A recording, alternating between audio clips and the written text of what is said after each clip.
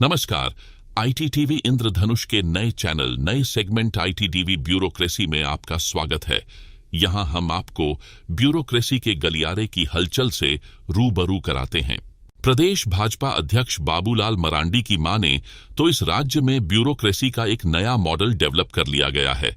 उन्होंने इसे ब्यूरोक्रेसी के अजब गजब मॉडल का नाम दिया है। बाबूलाल की माने तो इस मॉडल में अफसरों का एक ऐसा सिंडिकेट तैयार किया गया है जो गिव एंड टेक की पॉलिसी पर चल रहा है। इस सिंडिकेट में ऐसे अफसरों की टूटी बोलती है जो सरकार के काले कारनामों में भागीदार बनने का भरोसा देते हैं। उन्होंने सोशल मीडिया प्लेटफॉर्म एक्स पर इसकी व्याख्या करते हुए लिखा है कि सिंडिकेट में शामिल अधिकारी को राज्य सरकार का संपूर्ण संरक्षण मिलता है और बदले में अधिकारी को हर कमाई में हिस्सेदारी और फुल पावर एंजॉय करने का मौका मिलता है। वहीं सरकार को इसके बदले में एक बेहद ही भ्रष्ट अधिकारी मिलता है जो हर कानून को तोड़ने जोड़ने में माहिर होता है। बाबूलाल आगे कहते हैं कि सिंडिकेट के लिए काम करने वाले अफसर सेटर की भूमिका में होते हैं। उनका गेम 6 महीने साल भर चलता है और फिर जब मीडिया, कोर्ट या केंद्रीय एजेंसियां भ्रष्ट अधिकारी को एक्सपोज करती है तो तुरंत जनता को गुमराह करने के लिए उस भ्रष्ट अधिकारी को एक और भ्रष्ट अधिकारी से रिप्लेस किया जाता है जो पहले से बनी सिंडिकेट का हिस्सा था। बाबूलाल मरांडी के इस आरोप में कितनी सच्चाई है ये तो पता नहीं, लेकिन यह सच है कि उनके इस खुलासे के बाद नौकरशाही के गलियारों में बाबूलाल मरांडी के इस बयान की चर्चा हो रही है। वैसे इस बात से इनकार नहीं किया जा सकता कि ब्यूरोक्रेसी को भारी राजनीतिक दबाव के बीच काम करना पड़ता है। मामला आम लोगों से जुड़ा हो तो ब्यूरोक्रेसी का रवैया कुछ होता है और अगर खास लोगों की बात हो तो उसका स्टैंड बदल जाता है। इसे हजारीबाग के एक घटनाक्रम से समझते हैं। यहाँ शहर के हुड़हुड़ू इलाके में एक भूखंड पर रातों रात अवैध कब्जे की खबर आई। प्रशासन तक मामला पहुंचा तो इसकी जांच कराई गई। जांच की रिपोर्ट में बताया गया कि यह अवैध कब्जा बड़का गांव के पूर्व विधायक योगेंद्र साव ने किया है। योगेंद्र साव बड़का गांव की मौजूदा कांग्रेस विधायक अंबा प्रसाद के पिता हैं। अक्सर विवादों में रहते हैं। तो जमीन पर अवैध कब्जे की रिपोर्ट मिलते ही जिला प्रशासन ने उसे जेसीबी से ध्वस्त तो कर दिया, लेकिन इस मामले में जो एफआईआर दर्ज किया गया है उसमें योगेंद्र साव का नाम नहीं है। यह एफआईआर अज्ञात के विरुद्ध दर्ज की गई है, जबकि 2 दिन पहले प्रशासन की जांच रिपोर्ट में योगेंद्र साव के नाम का उल्लेख था। खबर है कि अंचल अधिकारी ने 22 नवंबर को कांग्रेस की बड़का गांव से विधायक अंबा प्रसाद और पूर्व विधायक योगेंद्र साव के खिलाफ प्राथमिकी दर्ज करने का अनुरोध करते हुए थाना को आवेदन दिया था, लेकिन इसके अगले ही दिन 23 नवंबर को थाने में दूसरा आवेदन दिया गया। इसमें जमीन पर कब्जा करने के आरोप में अज्ञात लोगों पर प्राथमिकी दर्ज करने का अनुरोध किया गया।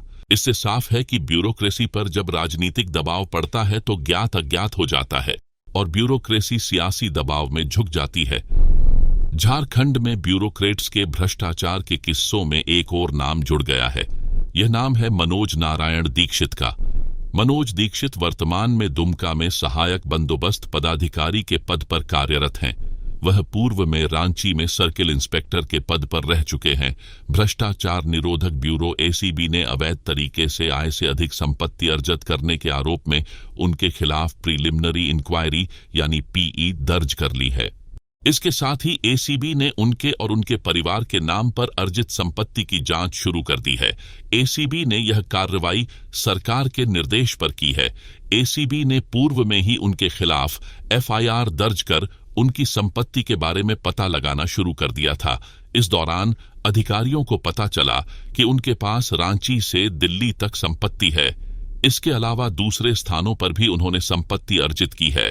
रांची के अशोक विहार में उनका भव्य मकान है। यहां उनका फ्लैट भी है। इनकी विस्तार से जांच के लिए पीई दर्ज करने की अनुमति एसीबी ने सरकार से मांगी थी। अब एसीबी पता लगाएगी कि उन्होंने अपनी आय से अधिक कुल कितने की संपत्ति अर्जित की है। एसीबी इस मामले में पूछताछ के लिए नोटिस भी जारी कर सकती है।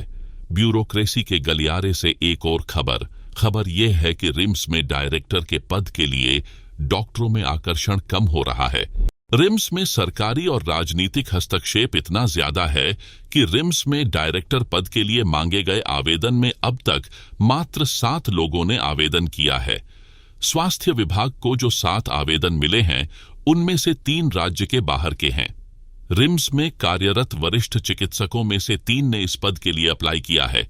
इनमें प्रभारी निदेशक डॉक्टर राजीव गुप्ता, डॉक्टर हीरेंद्र बिरुआ, डॉक्टर सीबी शर्मा तथा डॉक्टर पंकज बोदरा के नाम शामिल हैं। रिम्स का स्थायी निदेशक बनने की दौड़ में न्यूरोसर्जरी विभाग के एचओडी डॉक्टर सीबी सहाय भी शामिल थे। आवेदन के पूर्व उन्होंने विभाग से एनओसी की मांग की थी, पर समय पर एनओसी नहीं मिलने के कारण उन्होंने आवेदन नहीं भरा। उन्होंने कहा कि एनओसी किसी को भी नहीं मिली, लेकिन जिनका मजबूत पॉलिटिकल कनेक्शन है, उन्होंने आवेदन किया है। राज्य के बाहर के जिन डॉक्टरों ने रिम्स निदेशक के पद के लिए आवेदन किया है, उनमें बिहार से डॉक्टर शाही, एम्स देवघर की डॉक्टर विनीता लाल तथा तीसरा आवेदन बिहार के लेडी हार्डिंग हॉस्पिटल के पूर्व डॉक्टर संजीव टुडू के नाम शामिल हैं।